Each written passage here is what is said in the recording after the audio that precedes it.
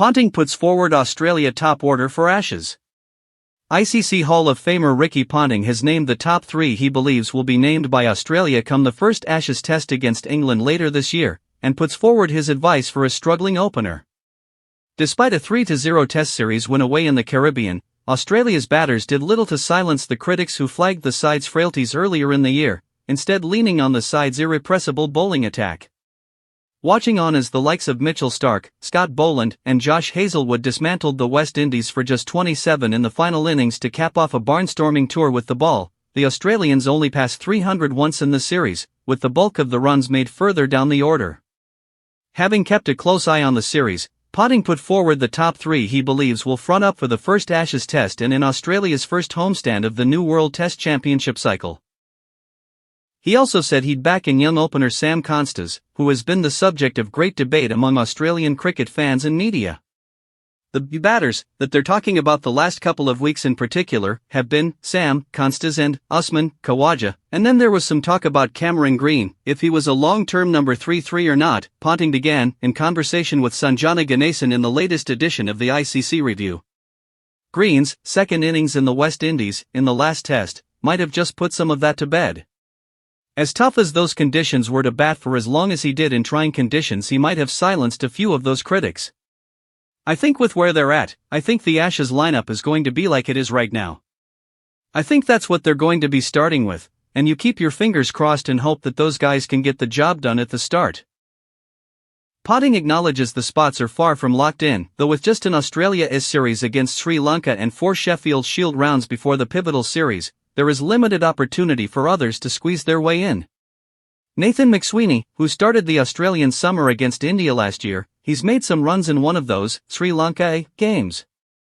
Matt Renshaw has made a lot of runs in the white ball format as well in those games. I don't think there's going to be anyone else outside of the names that we've heard for the last couple of years that will be spoken about again. McSweeney is the obvious one to go back to sooner rather than later. If they, Australia, get 2 or 3 test matches into the Ashes and things aren't going well, the longer you go in a series, obviously the harder it is to change, and it's not like they're jumping up and down, batsmen left, right and center making runs all over the place either. The Sheffield Shield season will be an interesting one for some of those names that I've mentioned there, and I'll throw another name in that I think is a highly talented Australian batsman, that's Jason Sungha. I think he's someone whose name will probably come up at some stage as well, but there's just not many games now, not many opportunities to be able to get yourself and get your name up in front of the selectors.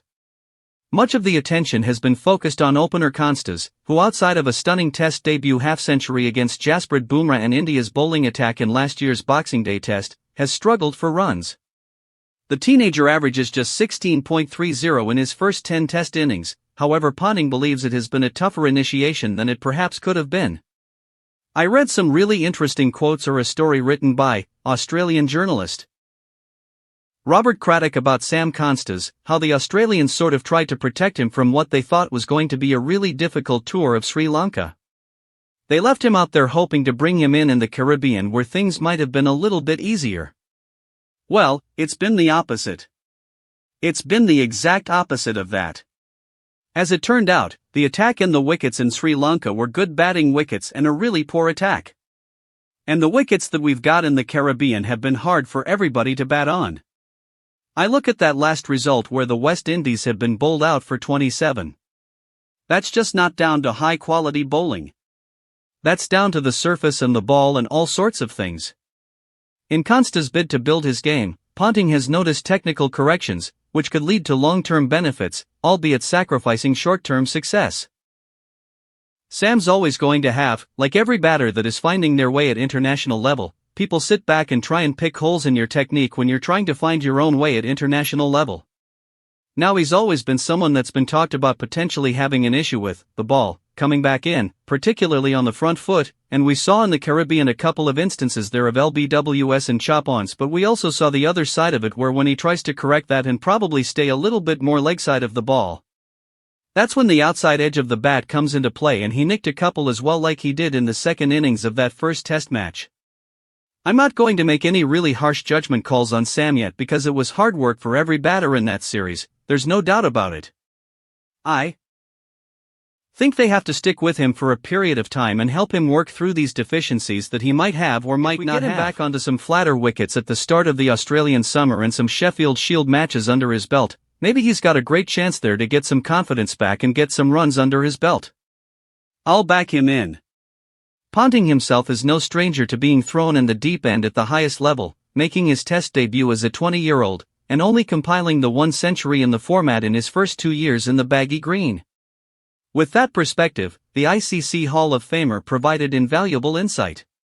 The unfortunate thing about Test cricket and when you're a young bloke trying to find your feet is quite often you have to work it out for yourself because it's out in the middle, said Ponting. You can practice as much as you want, you can do things in the nets as much as you want, you can seek as much advice as you want, but you've got to find a method and something that works for you out in the middle. Now that might be technique-wise, it might be the way you approach it, it might be the mental side of your game, but there's no greater experience than being out there and doing it. It's trial and error until you actually find the exact right remedy that works for you, and the only way you can do that is by being out in the middle and spending some time there. I mean, for Sam, I think he's probably got that many people wanting to give him advice right now. I'd be having 1 or 2 people that I'm really close to and asking for their advice and no more, and trying to keep all the noise away. It's easy to say that with all the media outlets and social media things that are out there now, it really is hard just to lie low and not listen to any of the stuff that's happening around you. But if I was him, I'd be trying to do that and I'd be keeping the preparation side and practice side as simple as possible. Subscribe for more latest cricket updates and analysis. Turn on the notification bell so you never miss a video.